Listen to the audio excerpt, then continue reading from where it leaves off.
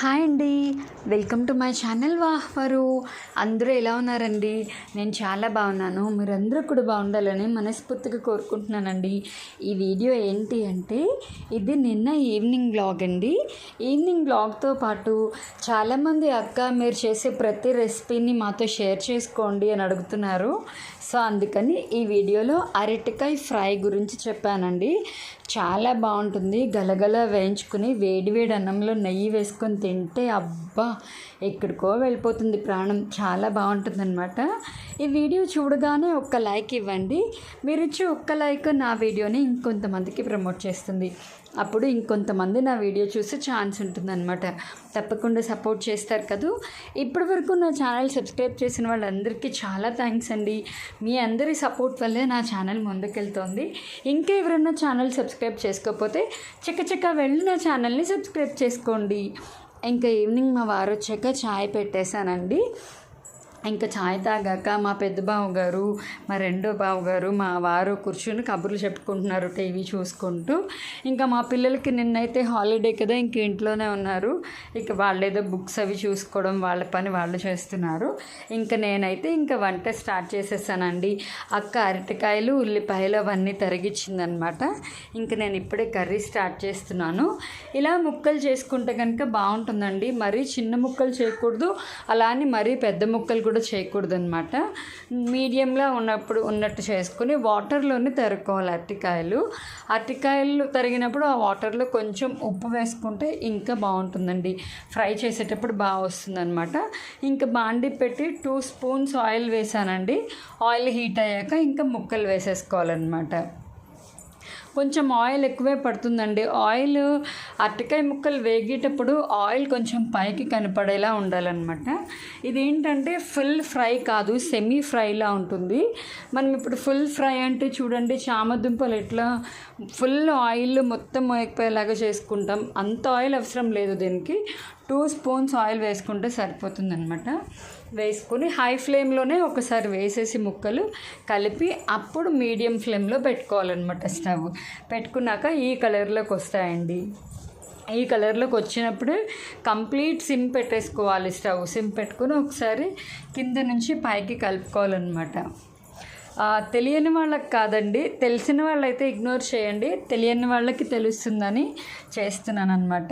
అక్క మీరు చేసే ప్రతి రెసిపీ షేర్ చేయండి అక్క అని అడుగుతున్నారు చాలామంది. అందుకని నా స్టైల్లో నేను ఎలా చేస్తాను అన్నది చెప్తున్నానండి. సో బాగా ఫ్రై అయిపోయి ముక్క కూడా ఉడికిందో లేదో చూసుకున్నాక ఉల్లిపాయలు వేసేసుకోవాలి. ఉల్లిపాయ ముక్కలు నేనైతే కర్రీ కొంచెమే చేశానండి నిన్న. మామూలుగా అయితే ఇంకొంచెం ఎక్కువ చేస్తాము. బట్ నిన్న మార్నింగ్ చేసిన పాలకూర పులుసు ఉందన్నమాట. సో దాంట్లో కాంబినేషన్ ఫ్రై అయితే అదిరిపోతుందన్నమాట. ఎప్పుడైనా గమనించండి, ఇట్లాంటి ఫ్రైస్ ఇవన్నీ రసంలో కానీ, సాంబార్లో కానీ, పులుసులో కానీ సైడ్ డిష్ కింద నంచుకోవడానికి పెట్టుకుంటే చాలా బాగుంటుంది. ఎవరికైనా అలవాటు లేకపోతే ఒకసారి ట్రై చేయండి, భలే టేస్టీ ఉంటుందన్నమాట. సో ఇంకా ఉల్లిపాయలు అయితే వేయిస్తున్నానండి. ఉల్లిపాయలు మరీ బ్లాక్ అయిపోకూడదండి, అలానే పచ్చివాసన కూడా ఉండేలా కాకుండా కొంచెం గోల్డెన్ బ్రౌన్ కలర్ వచ్చేదాకా ఉంచుకోవాలి. ఇంకా కొంచెం వేగాలి, అదే చూపిస్తున్నాను మీకు. ఇంక ఇప్పుడు వేగిపోయిందండి. వేగిపోయిన తర్వాత ఫస్ట్ 1 స్పూన్ పసుపు, తర్వాత 1 స్పూన్ కారం. కావాలంటే ఇంకొంచెం కారం కూడా వేసుకోవచ్చు. నేనైతే 1 స్పూనే వేసానండి. 2 టైమ్స్ వేసినా కూడా 1 స్పూనే వేసాను అది. తర్వాత సాల్ట్ ముందు కొంచెమే వేసుకోండి. నాకు డౌట్ వచ్చి కొంచెం వేసాను, కానీ కొంచెమే వేసుకోండి. ఎందుకంటే ఏ ఐటెంలో అయినా సరే ఉప్పు ఎక్కువైతే చాలా కష్టం అండి, తక్కువైతే మనం మార్చుకోవచ్చు. ఇంకా ఫుల్ బాగా కలిపేసాను అనమాట. నేను మ్యాక్సిమం వేయగలిగే ఐటమ్స్లో పసుపు కంపల్సరీ వేస్తానండి. ఎందుకంటే పసుపు మంచిది కదా ఒంటికి, యాంటీబయాటిక్ కదా. కడుపులో ఏమైనా పురుగులు ఏమైనా ఉన్నా కూడా పోతాయి. చిన్నపిల్లలకు కూడా ఇట్లా పెడతారు. లైట్గా పాలల్లో పసుపు వేసి కూడా పెడుతూ ఉంటారు కదా. ఫ్రై అయితే అయిపోయిందండి. మీకు నచ్చిందని అనుకుంటున్నాను. ఒకసారి మీరు ట్రై చేసి ఎలా ఉందో నాకు కామెంట్ సెక్షన్లో కామెంట్ చేయండి. ఇంకా కర్రీ ప్రిపరేషన్ అయిపోయిన తర్వాత మొత్తం కిచెన్ టాప్, స్టవ్ అంతా క్లీన్ చేసేసానండి. ఇంకా కిచెన్ ఇదంతా అయిపోయిందనమాట. ఇంకా మోరీ దగ్గర మొత్తం మొత్తం రుద్ది క్లీన్ చేస్తున్నాను. ఎన్నిసార్లు రుద్దినా కూడా ఏమవుతుందంటే మనం అక్కడ కాఫీ గ్లాసెస్ లేకపోతే ఏమైనా తిన్నవి లేకపోతే ఆయిల్ ఉన్నవి అట్లాంటివి పెట్టామనుకోండి తొందరగా జిడ్డు అయిపోతుంది అనమాట. నేను ఎప్పుడు స్టవ్ కడుక్కున్నా అనుకుంటాను, ఈసారి మాత్రం ఒక 1 వీక్ వరకు స్టవ్ కడగకూడదు, నీట్గా మెయింటైన్ చేయాలి, అస్సలు పడకుండా చూసుకోవాలని ఎంత అనుకుంటానో కానీ మళ్ళీ ఏదో ఒకటి పడేస్తాను, మళ్ళీ తోముకోవడం. నాలా మీరు కూడా ఎవరైనా ఉన్నారా?